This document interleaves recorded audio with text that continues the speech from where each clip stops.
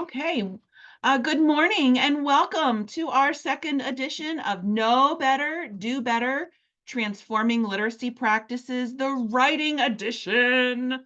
We have included the bit.ly link on the slide, and we will be sharing that in the chat multiple times. Here with us from Capital Area Intermediate Unit today, we have Dr. Amy Healy. Whoop, whoop. Congratulations, Amy. We have with us also Dr. Sarah Lobel. Still as exciting, but she's had that doctor title for a little while. Kim Schenk is here with us today, and I am Michelle Trossel. Just like in previous sessions, we'll be following the same format. We'll review a common practice, explain the problem with that practice, explore some research, and then we will explore a better practice that we can use in our classrooms. The focus for today's session is going to expand upon sentence level instruction. Sentences are the basic building blocks of writing. Just like reading instruction, our writing instruction needs to be systematic, explicit, sequential, and cumulative with plenty of opportunities to practice. So, what does typical writing instruction look like? Unfortunately, many students are assigned writing without explicit instruction. Additionally, teachers dive right into abstract parts of speech instruction before students understand the job of each part of the sentence. As students get older, writing instruction typically falls on the shoulders of the ELA teacher only, and it's often taught in isolation outside of the context of a student's content writing using isolated worksheets. So these were shared at our first session. We know that the majority of teachers were not explicitly taught how to teach writing to their students.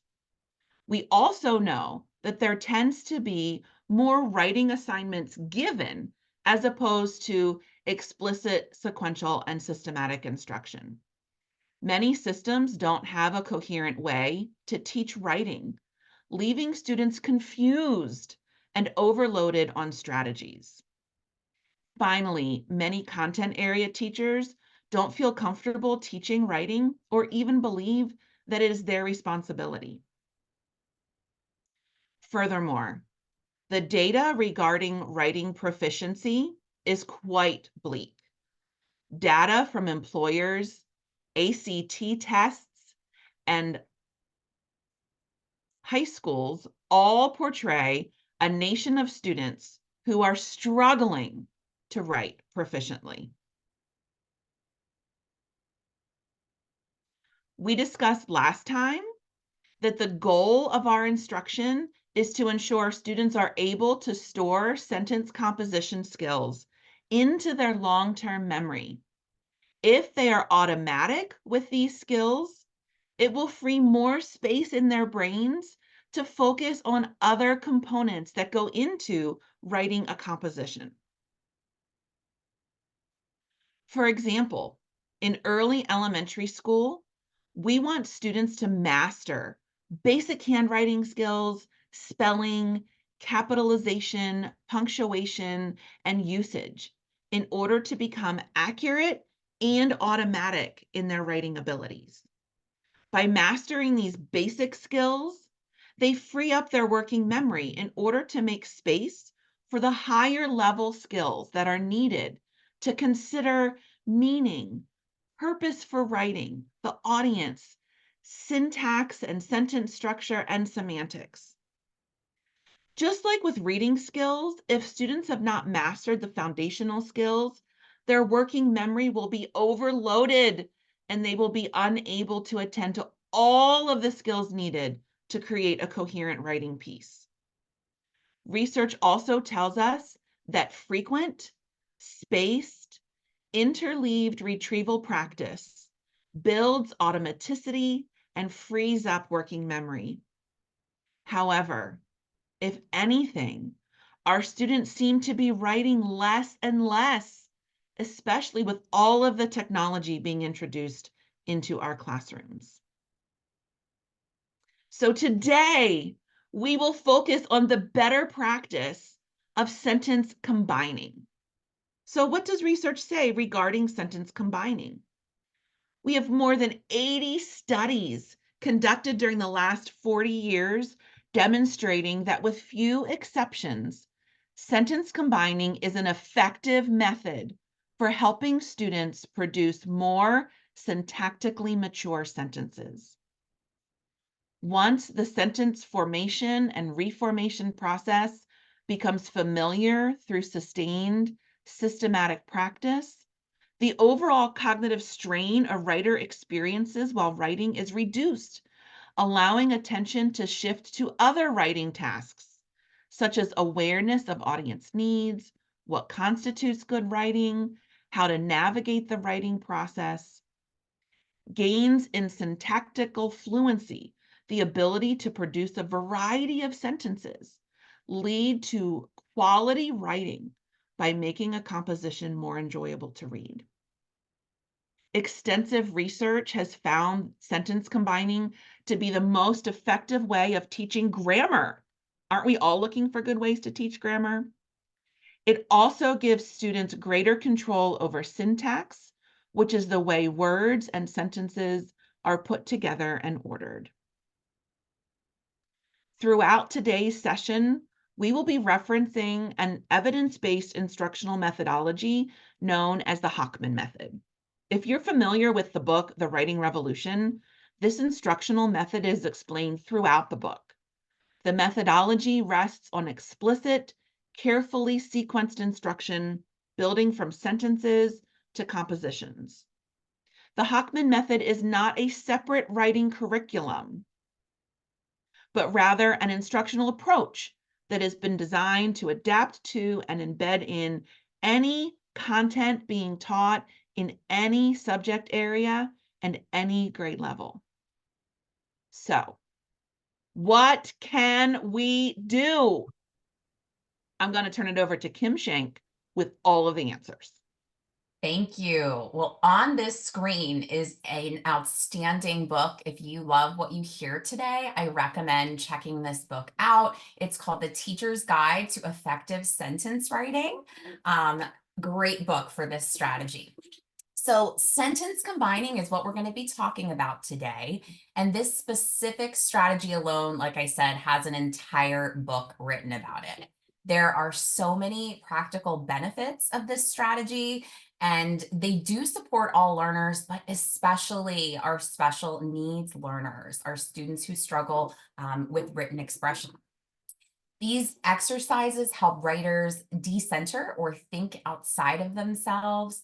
They help writers to make judgments about their sentences and predict how the sentences will be received by their audience.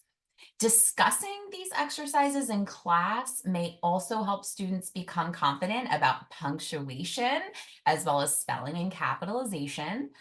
They also may foster skill in revision and improve reading fluency and comprehension. So what does this instruction look like? The critical components include explicit teacher modeling, scaffolded practice, where we're guiding students to develop multiple solutions to a problem, or in this case, combining a sentence. And then independent practice, where solutions are created by students and are supportively evaluated by the whole class. Additionally, after these components have been explicitly taught to students, they can use this mnemonic device here on the right-hand side of your screen called C-Card to help them remember different ways to combine sentences. And again, this comes from Bruce Sadler's book. So you have combining the kernels in any grammatically acceptable sequence that sounds effective, change the form of the words or the verb tense, add appropriate function words, those are our conjunctions, rearrange by moving words, phrases, and clauses around to produce the best effect, and finally add or eliminate details. But first, we need to scaffold. So students need to have some foundational knowledge on conjunctions before learning to combine sentences.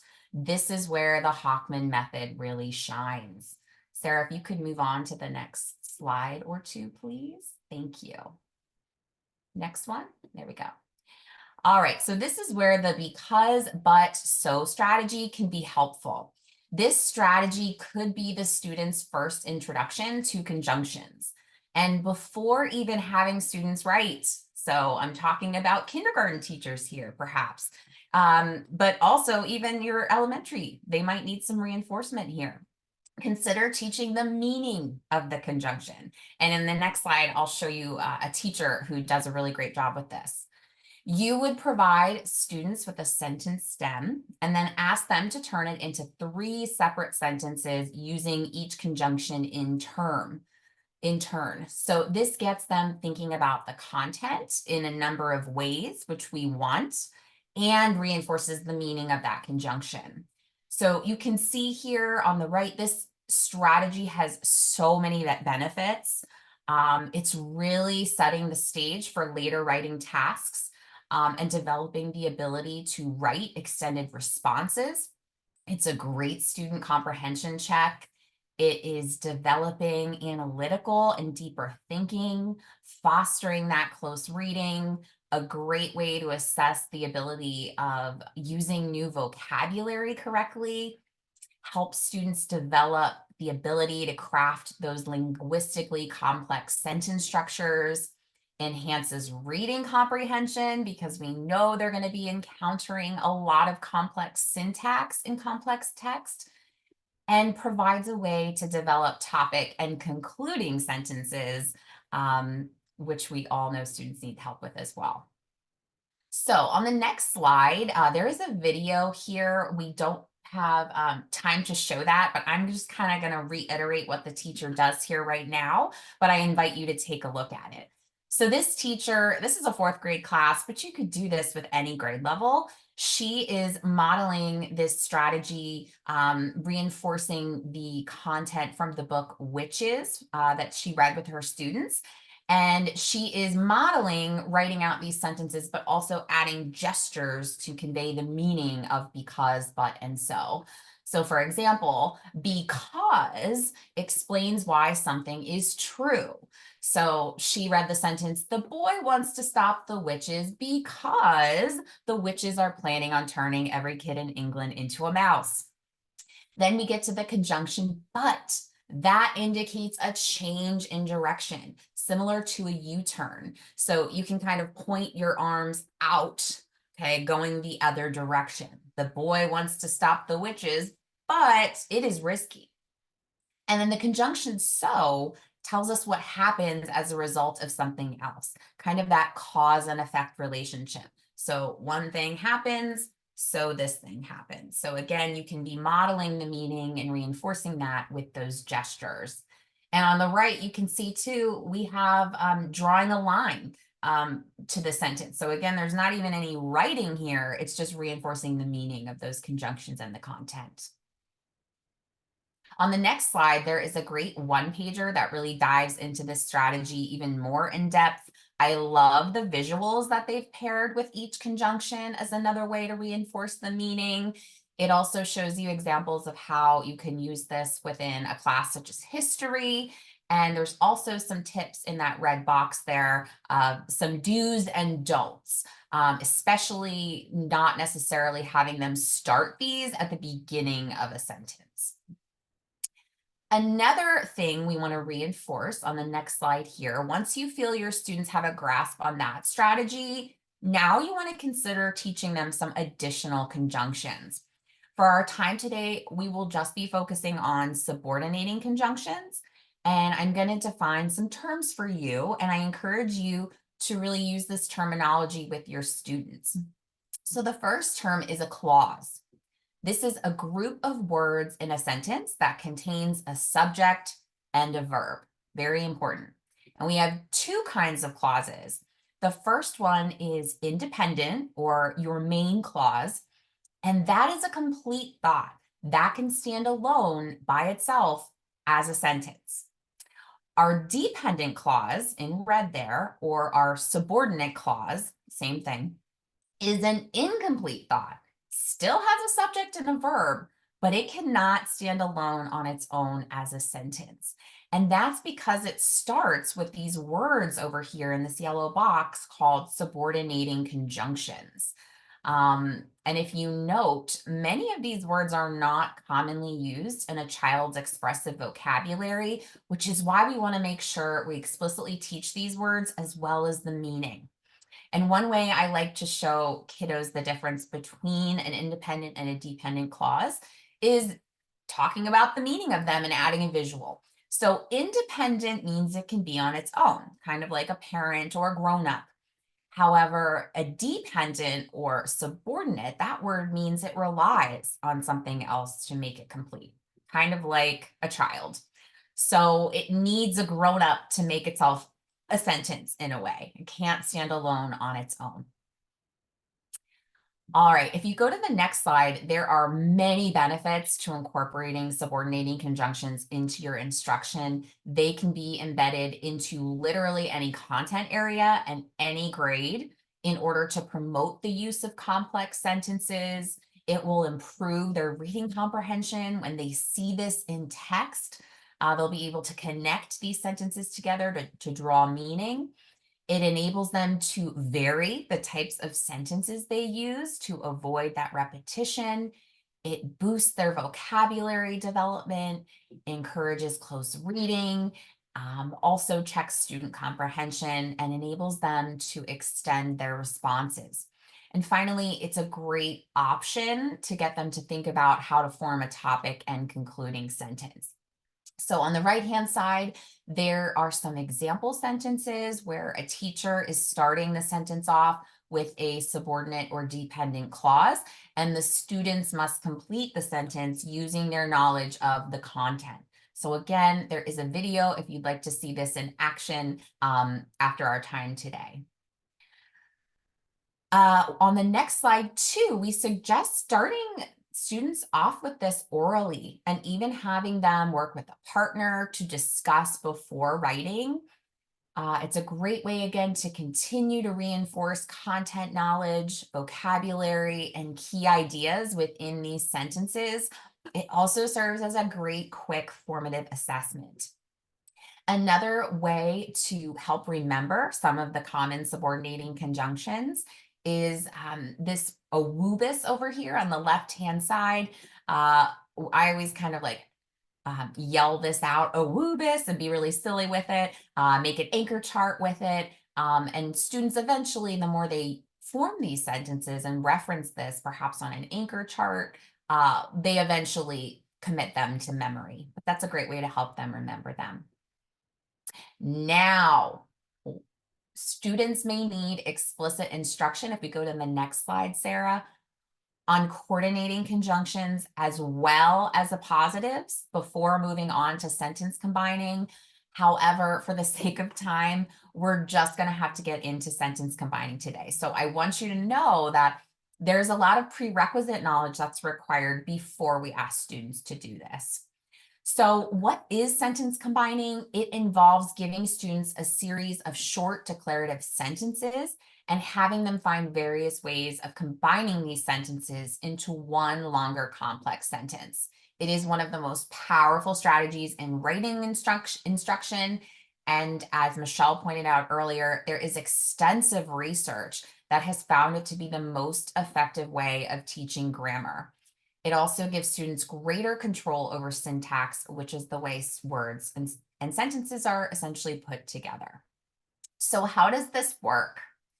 So first, we're going to use developmentally appropriate sentences to introduce and practice the skill.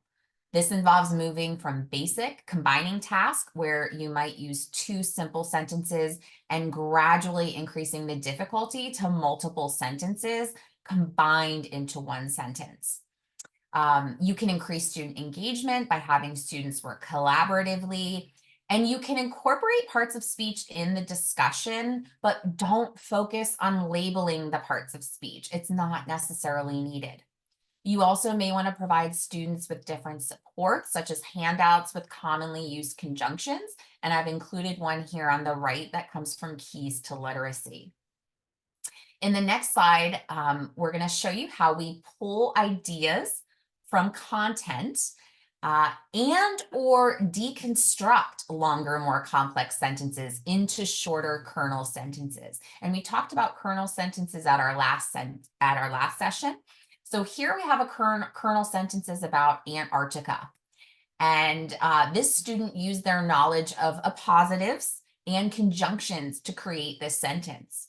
So we have, and I color coded this to kind of help you see how the student reconstructed it. But we know the sentence is about Antarctica. We see it repeated here. We know it's the coldest of 7 continents. It receives very little precipitation. It's technically a desert, and the average annual temperature is included. So we're going to start with Antarctica, the subject of our sentence, and we are going to combine some key information and turn it into an appositive, which follows a noun in a sentence and provides additional information on that noun.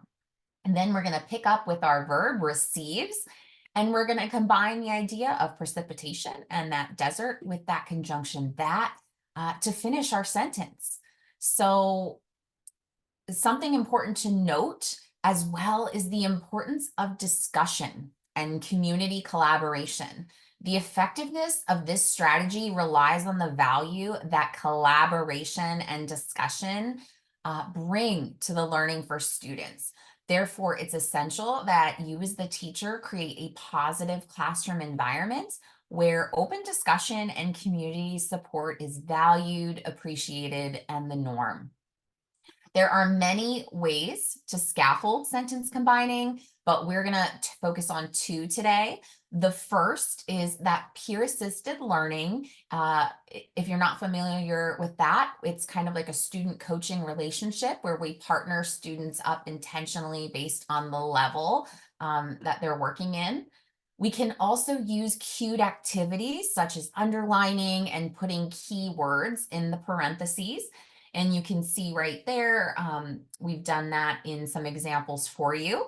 And that cue helps students then to combine those sentences there in red. And I see we only have about 5 minutes left. So we're going to get into some of the resources to help you with this and end the session with any questions. So the first one on the left, if you are like, hey, I can't go buy a new book right now, don't worry, I've got you covered. This intensive intervention guide here is a great document to review if you're looking for something free. I would check out page 16 on the document. It gives you a possible scope and sequence with examples of sentence combining exercises. The next couple documents I have linked here are sample pacing guides that come from the Writing Revolution. And I love how they've broken them up into different grade bands. It starts all the way down in kindergarten, where you're doing some of this sentence level work orally, all the way up to 12th grade. And then this last one is a sentence combining poster I created. The PDF here is linked, so you could have students put it in their notebooks or make a nice little poster. But we just took that C card mnemonic there, and I added some visuals and examples to support students with different ways to combine sentences. And again, that comes from Bruce Sadler's work. On the next slide, if you'd like to dig a little bit deeper, I have linked the book from Bruce Sadler there, Teacher's Guide to Effective Sentence Writing. And I've also included sentence combining teaching rules of sentence structure by doing. It's a couple pages, comes from interventioncentral.org. That also has a lot of really great examples. Some information from Keys to Literacy on sentence combining, and a video of a teacher showing you 3 different ways to combine sentences. So that was a lot of information, but I hope you took something away from it. And we are going to continue building on this knowledge and use our knowledge of sentence structure as we talk about summarizing next time. So join us for our next session on Friday, May 3rd to learn about effective ways to teach your students to summarize and reinforce their knowledge of content.